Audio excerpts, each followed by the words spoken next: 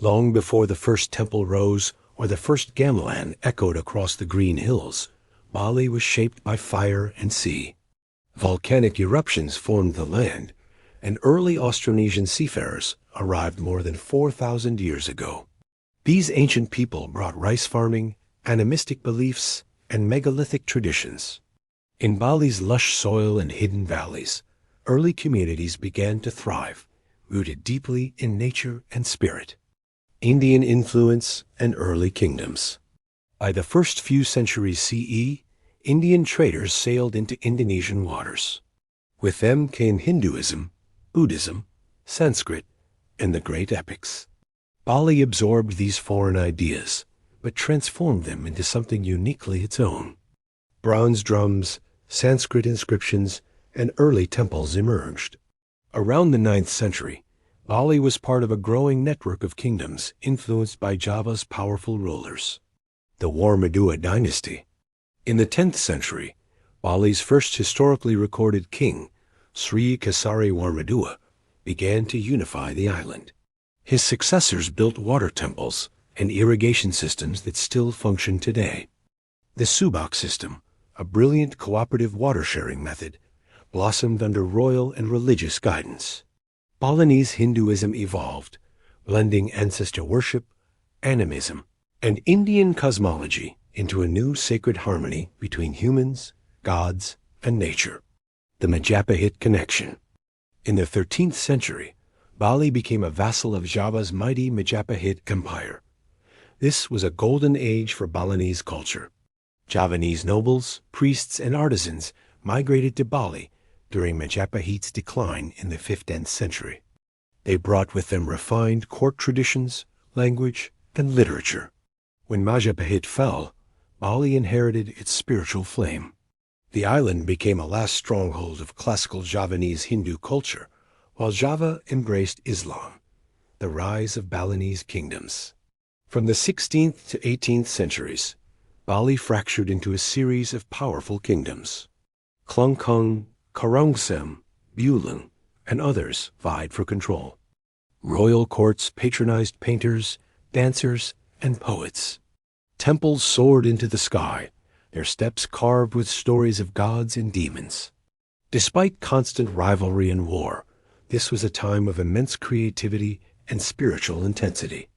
Balinese Hinduism solidified its identity, distinct from the rest of the archipelago. First European contact. The Portuguese were the first Europeans to hear of Bali, but it was the Dutch who made lasting contact. In the 17th century, Dutch traders arrived in search of spices and influence. They found a proud and independent people, ruled by kings and priests. While the Dutch controlled much of the East Indies, Bali resisted their expansion for over 200 years.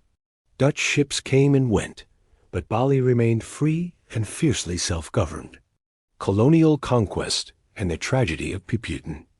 By the late 19th century, the Dutch launched military campaigns to subdue Bali. Between 1846 and 1908, several kingdoms fell in brutal invasions. In 1906 and again in 1908, the Balinese performed the ultimate act of resistance. Entire royal courts marched to their deaths in ritual suicide, known as Puputan rather than surrender. These tragic events shocked the world and symbolized Bali's deep commitment to honor, culture, and sovereignty, Dutch rule and cultural preservation. Under Dutch colonial rule, Bali was romanticized as a paradise. Anthropologists, artists, and travelers marveled at its art and mysticism. The Dutch, influenced by this admiration, chose to preserve rather than suppress Balinese culture. They banned forced labor and restored temples. Bali's image as the island of the gods took shape in this era, even as the people lived under foreign control. World War II and independence. In 1942, the Japanese occupied Bali during World War II. The people suffered under brutal rule, but the occupation helped spark nationalist movements across Indonesia.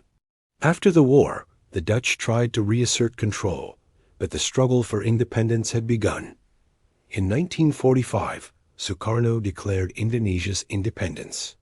It took 4 more years of conflict, but by 1949, Bali and the rest of Indonesia were free. The 1965 massacres. The joy of independence did not last long. In 1965, a failed coup in Jakarta unleashed a wave of political violence across the country. In Bali, anti-communist militias slaughtered tens of thousands. It was one of the darkest chapters in Balinese history. Families were torn apart. Villages lived in fear. The trauma remains unspoken in many communities, hidden behind smiling masks and offerings to the gods. Tourism and transformation. In the 1970s, Bali was rediscovered by the world as a tropical haven. Tourists came in waves. Hotels rose along the beaches. Rice paddies gave way to resorts. While tourism brought prosperity, it also brought challenges. Traditional villages struggled to hold on to their rituals and land. Sacred dances became performances for foreigners. Yet many Balinese adapted, using tourism to fund temple festivals, educate their children, and share their culture with the world. Modern Bali. Today, Bali stands at a crossroads. It is a global destination, a spiritual center, and a land of contrasts. Skyscrapers rise next to ancient temples. Yoga studios sit beside shrines to demons and gods. The Balinese continue to perform their daily offerings, celebrate cremation ceremonies, and uphold the balance of good and evil. At the same time, they face threats from overdevelopment, climate change, and cultural erosion.